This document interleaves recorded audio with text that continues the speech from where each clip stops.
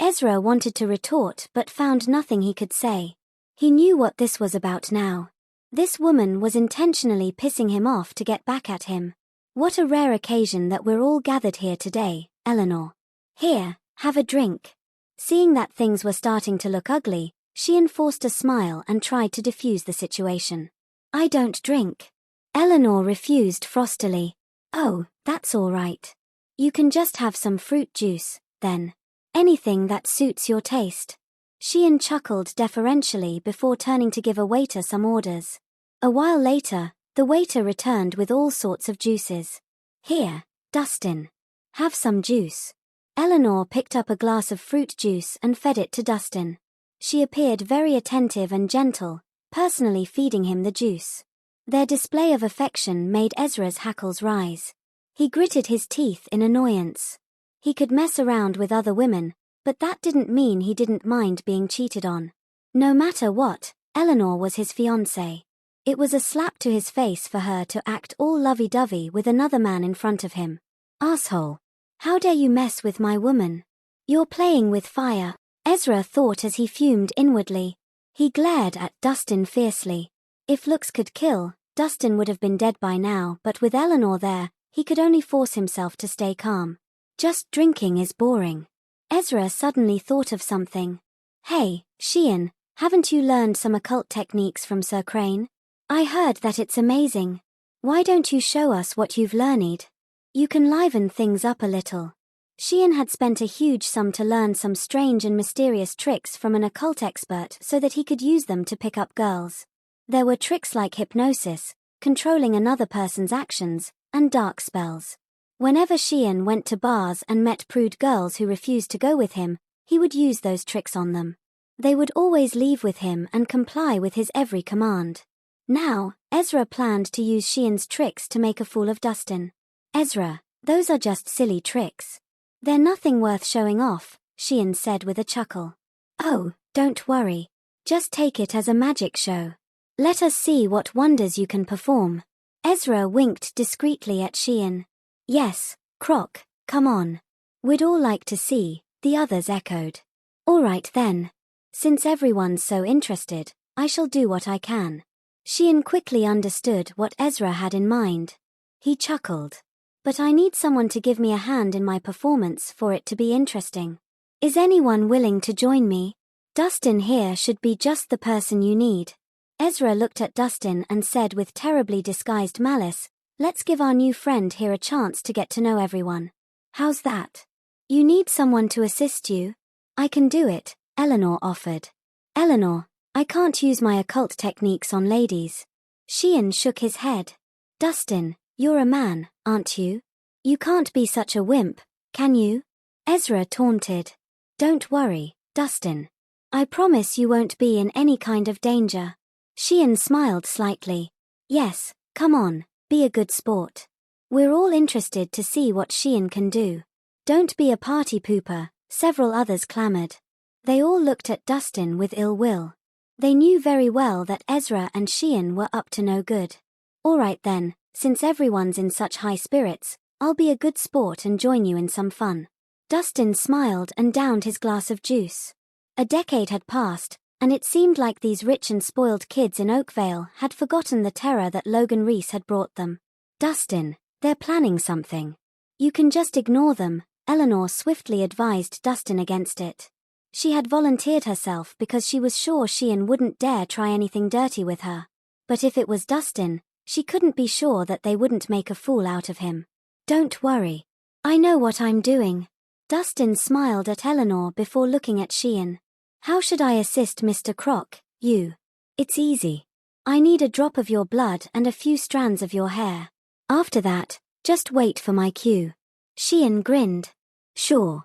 Dustin nodded and pulled out a silver needle to prick his index finger. Then, he squeezed a drop of his blood into an empty glass. Next, he plucked a few strands of hair and dropped them into the cup. Will this do? He asked. Yes, this will do. Sheehan grinned impishly and gave Ezra a look. Ezra nodded with a smile and relaxed on the couch, looking like he was ready to enjoy a show. He knew very well what Sheehan was capable of. He knew that as long as Xian gained control over a person, his victim was basically at his mercy. He couldn't wait to see the sorry state Dustin would end up in. Hang on, ladies and gentlemen. This is a secret occult technique that I can't show you.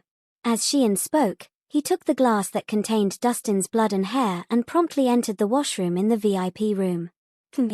He's just pretending to be all mysterious. Eleanor pursed her lips in disdain. She never believed in all these hocus pocus and thought Xian was just pulling tricks to deceive them. 5 minutes later, Xian came out of the washroom with a piece of yellow paper. It was a talisman. There were weird symbols drawn on the talisman, and at a glance, it looked like it was the real deal. Please close your eyes and relax, Dustin, Xian said as he approached him. Okay, Dustin answered. He slowly closed his eyes and loosened up. Eleanor frowned and wanted to say something, but in the end, she chose to keep quiet and see how things went. She was curious to see what the bunch was up to. Hear ye.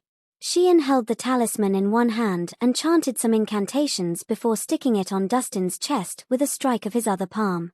The next second, Dustin seemed to lose strength, and his head drooped. He looked like he'd fallen into an unconscious state. At the sight of that, Xian grinned viciously. He said, "From now on, you shall obey my every command. Now, stand up." Dustin slowly stood up with his eyes still closed. Spin twice, Xian ordered again. Dustin did as he was told and spun twice. Good. Xian nodded with a smile. Then, he picked up a glass of wine on the table and passed it to Dustin. Finish it up.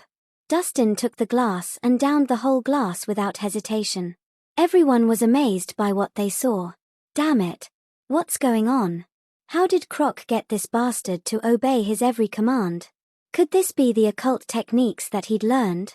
This is amazing. All he needs is a talisman, and he can control a person's actions. I'm impressed. The group of young men and women whispered among themselves, not hiding their surprise.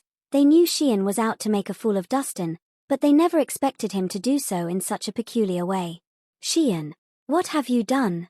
Wake Dustin up immediately, Eleanor shouted. She had initially been doubtful of Xian's skills. But when she saw how Dustin was being controlled, she instantly knew something was wrong. Be patient, Eleanor. He'll wake up when I'm done with my spell. Xian smiled. No. I want him out of this trance right now, Eleanor demanded as she reached out to rouse Dustin. Hang on. Xian exclaimed. He warned Eleanor gravely, Eleanor, once the spell has been cast, it must be ended properly. If you forcibly wake him up now, he might lose his mind. What? Eleanor was startled and withdrew her hand in a flash. Don't worry, Eleanor, we're just having fun. We won't do anything to him, Ezra soothed. Me. You'd better not. Eleanor frowned but held herself back. She was just worried that she might hurt Dustin if she acted rashly. Hey Croc, is he truly under your control now? One of the ladies asked. Of course. Xian grinned arrogantly. He's nothing more than a walking corpse now. He doesn't feel pain and won't have any memories of what's happening. He will do whatever I ask without questioning and never remember doing it after this. Really? Well, can you get him to hit himself, then? The lady asked eagerly. Sure. Xian smirked as he turned to Dustin and ordered, now, slap yourself across the face with your hand. Xian. Eleanor was just about to stop them, but Dustin had already lifted his hand. Then, under the astonished looks of everyone present, he slapped Xian. The slap sent Xian staggering backward. He felt the world spinning, and blood began trickling out his nose.